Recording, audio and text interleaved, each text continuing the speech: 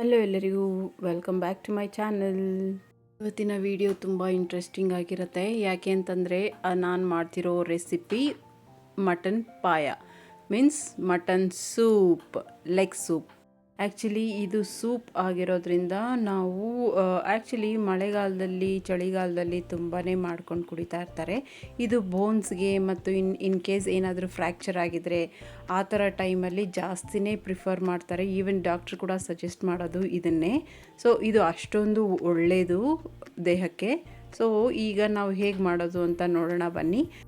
ಸೂಪ್ಗೆ ಅಂತ ಹೇಳಿದ್ರೆ ಅಲ್ಲೇ ಮಟನ್ ಶಾಪಲ್ಲೇ ಸರಿಯಾಗಿ ಕಟ್ ಮಾಡಿ ಕೊಡ್ತಾರೆ, ಮತ್ತು ಅದನ್ನು ಸುಟ್ಟಿರ್ತಾರೆ. ಸೊ ಅದನ್ನು ನಾವು ಸ್ವಲ್ಪ ಕ್ಲೀನ್ ಮಾಡ್ಕೊಳ್ಬೇಕಾಗುತ್ತೆ. ಕ್ಲೀನ್ ಮಾಡ್ಕೊಂಡ ನಂತರ ನಾನೊಂದು 1/2 hour ಹಾಗೆಯೇ ನೀರಲ್ಲಿ ಹಾಕಿಟ್ಟಿದ್ದೀನಿ. ಸೊ ದಟ್ ಚಿಕ್ಕ ಚಿಕ್ಕ ಕೂದಲುಗಳಿರುತ್ತೆ, ಅದೇನಾದರೂ ಇದ್ರೂ ಕೂಡ ಆ ನೀರಲ್ಲಿ ಬಿಟ್ಕೊಂಡ್ಬಿಡುತ್ತೆ.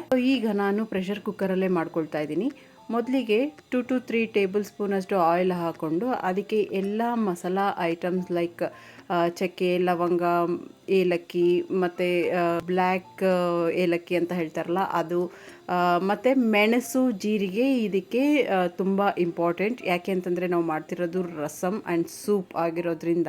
ಸೊ ಅದು ನಮ್ಮ ಗಂಟಲನ್ನ ತುಂಬ ಕ್ಲಿಯರ್ ಮಾಡುತ್ತೆ. ಈವನ್ ನಾನು ಹೇಳಿದ್ನಲ್ಲ, ಮಳೆಗಾಲದಲ್ಲಿ ಚಳಿಗಾಲದಲ್ಲಿ ಇದನ್ನು ತುಂಬ ಚೆನ್ನಾಗಿ ಮಾಡಿಕೊಂಡು ಕುಡಿತಾ ಇರ್ತಾರೆ. ಯಾಕೆ ಅಂತಂದರೆ ನಮ್ಮ ಚಳಿಗಾಲದಲ್ಲಿ ನಮ್ಮ ಗಂಟ್ಲು ಏನಾದರೂ ಪ್ರಾಬ್ಲಮ್ ಇದ್ದಾಗ ಅಥವಾ ದೇಹಕ್ಕೆ ಬಿಸಿಯನ್ನು ಕೊಡುತ್ತೆ, ತಾಪವನ್ನು ಹೆಚ್ಚಿಸುತ್ತೆ ದೇಹದಲ್ಲಿ. ಅದಕ್ಕೋಸ್ಕರ ಮಳೆಗಾಲದಲ್ಲಿ ಜಾಸ್ತಿ ಮಾಡ್ತಾ ಇರ್ತಾರೆ. ಸೊ ಈಗ ಜೀರಿಗೆ, ಮೆಣಸು ಹಾಕಿದ ತಕ್ಷಣ ಒಂದೇ ಒಂದು ಮೀಡಿಯಮ್ ಸೈಜ್ ಈರುಳ್ಳಿನ ಉದ್ದಕ್ಕೆ ಕಟ್ ಮಾಡಿ ಹಾಕ್ಕೊಂಡಿದ್ದೀನಿ. ಮತ್ತು 2 ಹಸಿಮೆಣ್ಸಿನ್ಕಾಯಿನ ಹೋಲ್ಡ್ ಮಾಡಿ ಹಾಕ್ಕೊಂಡಿದ್ದೀನಿ. ಹಾಗೆ ಹಾಕಿದರೆ ಸಿಡಿಯುತ್ತೆ, ಅದಕ್ಕೋಸ್ಕರ.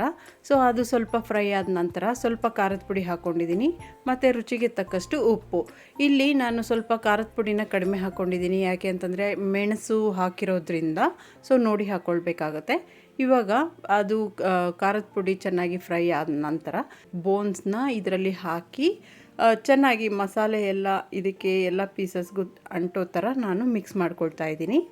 ಇದು ನಮ್ಮ ಬೋನ್ಸ್ನ ಎಷ್ಟು ಸ್ಟ್ರಾಂಗ್ ಮಾಡುತ್ತೆ ಅಂತಂದರೆ, ಇನ್ ಕೇಸ್ ಏನಾದರೂ ನಮ್ಮ ದೇಹದಲ್ಲಿ ಬೋನ್ ಫ್ರ್ಯಾಕ್ಚರ್ ಆದರೆ ಇದನ್ನು ಸಜೆಸ್ಟ್ ಮಾಡ್ತಾರೆ. ಸೊ ದಟ್ ಫ್ರ್ಯಾಕ್ಚರ್ ಆಗಿರೋದು ಸ್ವಲ್ಪನೇ ಹಾಗೆ ಕೂಡ್ಕೊಳ್ಳೋ ಸಾಧ್ಯತೆಗಳು ಕೂಡ ಇರುತ್ತೆ ಅಂತ ಹೇಳ್ಬಿಟ್ಟು ಈಗ ಒಂದು 2 ಟೇಬಲ್ ಸ್ಪೂನ್ ಅಷ್ಟು ಜಿಂಜರ್ ಗಾರ್ಲಿಕ್ ಪೇಸ್ಟ್ ಹಾಕ್ಬಿಟ್ಟು ಮತ್ತೆ ಚೆನ್ನಾಗಿ ಕಲಿಸ್ಕೊಳ್ತಾ ಇದ್ದೀನಿ.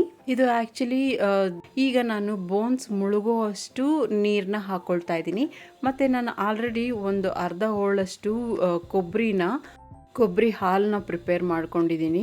ಸೊ ಅದನ್ನು ಕೂಡ ಹಾಕ್ತಾಯಿದ್ದೀನಿ. ನೀವು ಬೇಕಾದರೆ ಗೋಡಂಬಿ ಅಥವಾ ಬಾದಾಮ್ ಇದನ್ನು ಕೂಡ ಪೇಸ್ಟ್ ಮಾಡಿ ಕೂಡ ಹಾಕ್ಕೊಳ್ಬೋದು. ಕ್ರೀಮಿ ಟೆಕ್ಸ್ಚರ್ ಕೊಡುತ್ತೆ ನಿಮಗೆ ಸೂಪ್. ಇದು ತುಂಬ ಚೆನ್ನಾಗಿ ಟೇಸ್ಟ್ ಕೊಡುತ್ತೆ ಕೊಬ್ಬರಿ ಹಾಲು. ಅದಕ್ಕೋಸ್ಕರ ನಾನು ಕೊಬ್ಬರಿ ಹಾಲನ್ನ ಮಾತ್ರ ಹಾಕ್ಕೊಳ್ತಾ ಇದ್ದೀನಿ. ಸೊ ಇದನ್ನು ಚೆನ್ನಾಗಿ ಮಿಕ್ಸ್ ಮಾಡಿದ ನಂತರ ಇದನ್ನು ಆ್ಯಕ್ಚುಲಿ ಬೇಯಿಸ್ಕೊಳ್ಳೋದೇ ಒಂದು ಟ್ರಿಕ್ಕಿ. ಸೊ ಆ್ಯಕ್ಚುಲಿ ನಾನೇನು ಮಾಡ್ತಾಯಿದ್ದೀನಿ, ಇಲ್ಲಿ ಒಂದು ಲಿಡ್ ಕ್ಲೋಸ್ ಮಾಡಿಬಿಟ್ಟು 5 ವಿಸಿಲ್ನ ಹೈ ಫ್ಲೇಮಲ್ಲೇ ಕೂಗಿಸ್ಕೊಳ್ತಾ ಇದ್ದೀನಿ.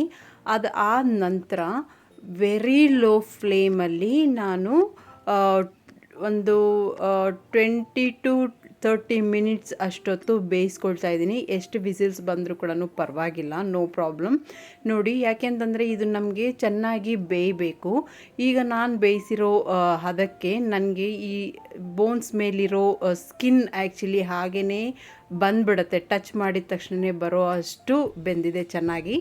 ಅದು 20 to 30 ಮಿನಿಟ್ಸ್ ನಾವು ಲೋ ಫ್ಲೇಮಲ್ಲಿ ಕುಕ್ಕರ್ ಕೂಗಿಸ್ಕೊಂಡು ಆದ ನಂತರ ಕುಕ್ಕರ್ ಲಿಡ್ನ ಫೋರ್ಸಬಲಿ ಓಪನ್ ಮಾಡಬೇಡಿ. ಯಾಕೆಂತಂದರೆ ಆ ಪ್ರೆಷರ್ ಕೂಡ ನಿಧಾನಕ್ಕೆ ಹೋಗಬೇಕು.